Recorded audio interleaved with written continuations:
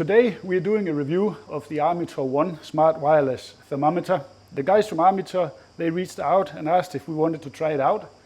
We checked the specs and quite impressive, I have to say. So we agreed and they sent us over this one. But we're not just going to look at it and talk about it. We're going to try it out on a beautiful Black Angus Tri-Tip so that we see if it can do what they claim. Let's unbox this. The packing is nice, that's for sure. Of course, little user manual. And there we have the docking station. Let's take it out. And that feels really good quality, this little docking station here. So if we open it up, we have the thermometer inside. And it's a charging station, so you have batteries on the back. And there's a little snip here you can pull out, and then it's powered up. The probe itself is stainless steel, and then it's ceramics. And that's where it starts getting impressive, because this part here, which is outside the meat, can handle 500 degrees Celsius. Wow! That's 932 Fahrenheit, so that's quite impressive. And it has a little marker here. That's how far you're going to put it into the meat. And then, of course, the tip that will give you the meat temperature when you're cooking. Apart from that, this one, when it's in the grill or the oven, communicates with the dock. And then the dock communicates with your phone. And it gives you a range of up to, they claim 70 meters, but we're going to try that out today. So that's going to be fun. But first, we need to get the app. I have downloaded the app from the App Store. If you're on Android, it's available on Google Play. Let's fire this up. And it asks me directly if I allow Bluetooth. And then it says Add Device, Armeator One. And that was absolutely easy. Came straight up. I really like the quality on this. It feels really good. It's like heavy duty, really nice.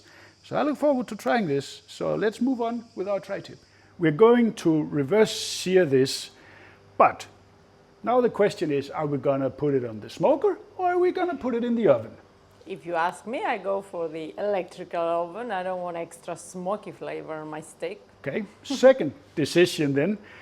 Steak rub on the outside or plain salt and pepper? No rub at all. I like my steaks plain and my whiskey neat. Yeah, I married wisely, that's for sure. Definitely. There are a couple of schools of thought here.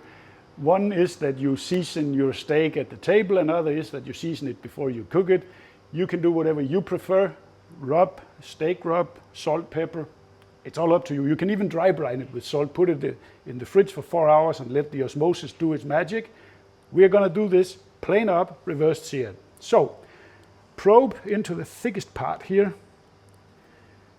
That's about here to the line. Now we have, obviously you can see it's thick here in the middle and thinner out here. So we will be going for, I would say, medium rare in the middle, so we get some medium parts out here so you can cater for all your guests. We have the oven preheated to 130 degrees Celsius, and now we're going to put this on the middle rack. And then we're going to take our docking station here. It has a magnetic backside here, so I'm thinking, yeah, we can hang it here. Then it can stay there. Yeah. So it can hang there and communicate with the probe. So now we are going to go here. Now you see our core temperature, 10 degrees Celsius. So now we're going to start a cook. And I'm not going to go with any of the guides. There's a whole bunch of guides to how you can cook all of these things. But I will go with my own setting here, which is peak temperature. And I will set a preset. Now it's for 60. I'll set it at 52. Okay. That's very easy to operate, huh? Exactly. So all we have to do now is wait for the alarm to go off, and then we can sear our tri-tip. Now we were testing out the range on this, and I have to say it's impressive. We didn't do 70 meters because the land is not that big, but I can be here at my pool bar enjoying a cold beer and keep an eye on my temperature on the kitchen, which is all the way up there. So that's just beautiful.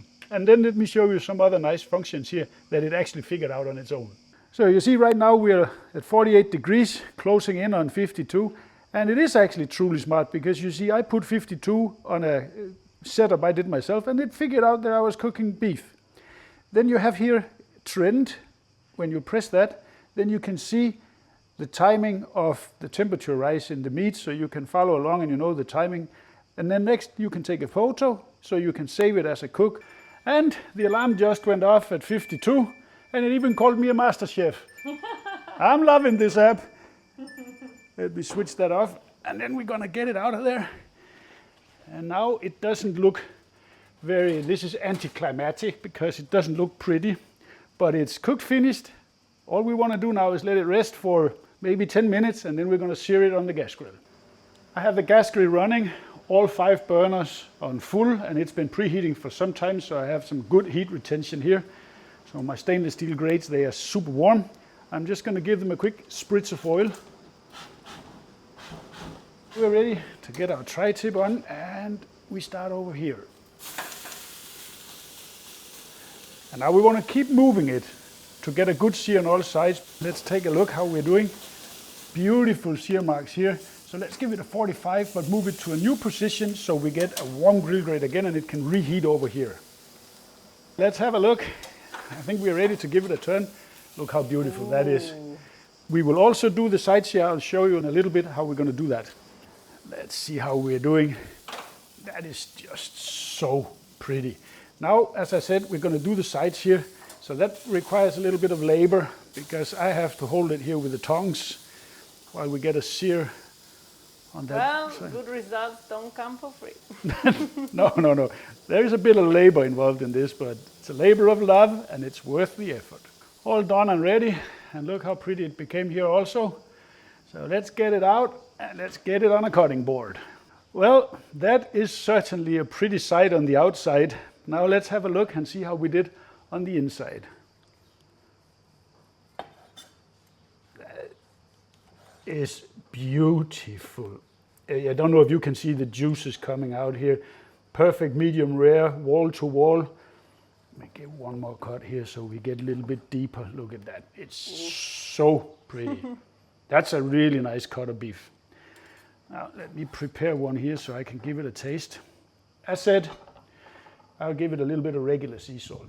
We have with lemon, we have smoked, this and the other. Yeah, you can use a smoked after, Yeah. since I didn't let you put it in a smoker. Exactly. And then some homemade chimichurri. That is a must for a good piece of steak, at least in this house. So there we have it. Full. This looks so good. This is an amazing cut of beef. And we got a perfect medium rare by the help of our Armeator One thermometer. And I am truly surprised about this product because the price tag is super competitive compared to whatever's on the market. I have Bluetooth thermometers that I've bought with my own money, much more expensive than this, but this really does the job and I can highly recommend it. There is a link down below to their homepage so you can order it yourself with my recommendation.